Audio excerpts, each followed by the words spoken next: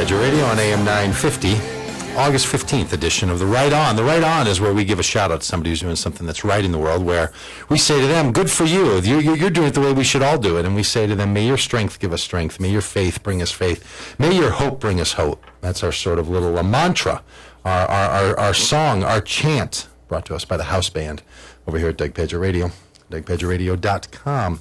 Okay, so this was a big political week, right, in Minnesota. I didn't even have a chance to talk about this yet. That Mark Dayton won the nomination for the primary through the open primary system. I got to tell you, I mean, this is what we're talking about right now.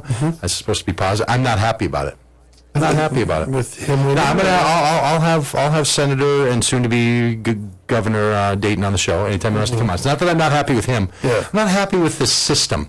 I think we're either in or out. We either do we either have a nominating system or we have a primary, but you don't do both. You don't do something that where Margaret Kelleher becomes the nominated candidate of the party, but then you're going to have an open primary. Well, let's go one way or the other on this thing. One way or the other. I don't like that everywhere. I don't like that these two guys, Tenza and Dayton, sat it out and then snuck around the flank side and went for the public election. I don't like it. I don't like it that he kind of funded his own deal. And as much as anything, and he may be a great governor, and I'm pulling for him to be, because heaven knows we need a great governor here. But I'm not happy with the DFL backed the wrong horse. Well, it was going to seem exciting here that maybe we could have a woman governor. It was going to seem exciting. There could be a little difference in the conversation that could be going on because of the life experience of these people. That there'd be a little bit of flair. And it turns out there's going to be 3 white guys again running. Wasn't excited about that. But, I'm more excited about Mark Dayton being the governor than anyone else. So then you're left with that. Sure. Right? But this isn't what this segment's about, is it? No. This is a positive segment. It is. And so give me a minute. All right, here we go. All right, Doug Pagitt Radio. We try to end each one of the shows with a time where we say to each other, something good has gone on, something right has gone on. Now, there's been this controversy, right? Here I got in this politics thing. There's been this controversy about this group that wanted to build a building permit to build a particular kind of a community center and religious worship site, a Muslim mosque and community center down near Ground Zero. Yes. And there's been this kerfluffle about all of it.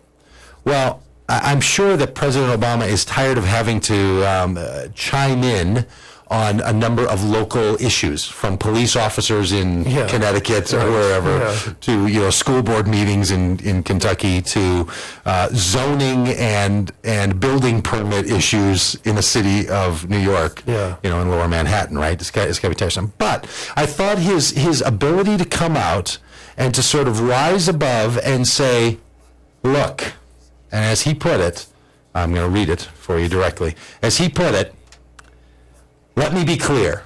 I got to tell you, I know I'm not supposed to correct. It drives me crazy when he does the let me be clear thing. Because it assumes that now what he's about to say is perfectly clear. Nothing's perfectly clear. Or let me stop being murky. Let me stop being murky and let me be clear, because previously I hadn't been clear. But anyway, let me be clear. And he says that a lot. Count the number of times the guy says let me be clear. As a citizen and as president, I believe that Muslims have the same right to practice their religion as anyone else in this country. That includes the right to build a place of worship and a community center on private property in Lower Manhattan in accordance with local laws and ordinances. Like, you don't get to say to somebody, you can't build a worship center for that religion on that property, but you could build it for a church or for some other purpose.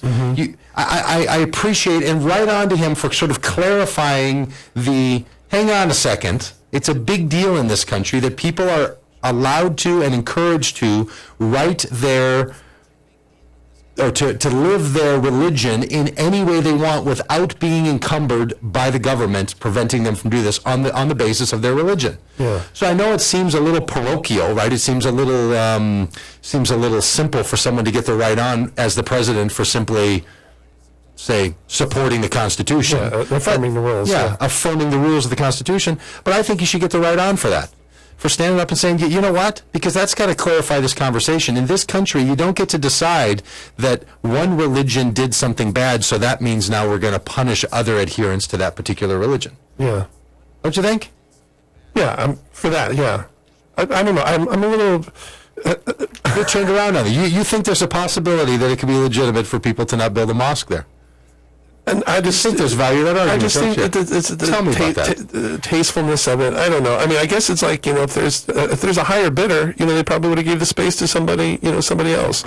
But I do affirm, whoever's right to worship wherever they can. Huh. Yeah, you got a little hang up in your voice. I don't get 100%. I just don't understand the argument. Like, maybe someone could say, hey, that's not the best place to put a mosque. Well, that's what I'm saying. Hey, mosque people maybe should think about it. I happen to think that's a ridiculous argument because Islam didn't cause the attacks on September 11th. That's true.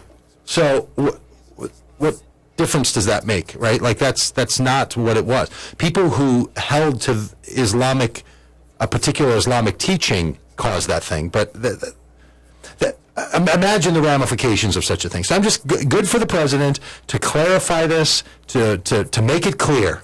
Yeah. Make it clear. Now, it's funny, in the article that I'm reading this from, White House Deputy Press Secretary Bill Burton later emailed this statement to the press pool. Yeah. Just to be clear, the president is not backing off of in any way the other comments that he made last night. So again, just to be clear, let me be clear. So let me be clear here. Okay. Just to be clear. All right. Be clear. Good for him on saying, as the president, my comment is, people have the right to exercise their freedom of religion in this country. Yeah. And nobody from the government at any governmental level is allowed to interfere with that based on their religion. Yeah. Now, religious leaders, you can make decisions all you want about where you think the best place is and the appropriate time and the appropriate interplay of those ideas and of those meeting centers should be. But right on, good for the president, good for him being one who says, let's just get rid of all this. And if you want to say to somebody you think it's a bad idea, then you can say you think it's a bad idea, and you have all the rights in the world to do that. So the right on this week goes out to the president for saying, we're not going to discriminate in this country based on people's religion, and that's all that this is. Yeah. And we're not going to discriminate against people in this country from the government based on their lack of religion. Mm-hmm. That's not what it is. I think we're in a much better situation when we clear the plate and we allow people to have whatever conversation they want to have, and allow people to choose to the best of their desire from one versus the other. Yeah. I don't know how you could argue against that. Right on, that's Doug Pagitt Radio. Doug Pagitt Radio arguing. But the Constitution simply says you get to do your religion in this country, however it makes sense to you. Yeah. That's a really good thing. That hasn't happened in human history very many times. And anytime it's supported, right on. Doug Pagitt Radio. Hey, we'll be back next week. And remember, in 2 weeks, make your State Fair plans. Join us out at the State Fair, 10 to noon, broadcasting live at the State Fair. Hey, we'll talk to you again next week on Doug Pagitt Radio on AM 950, the voice of Minnesota, and DougPagittRadio.com.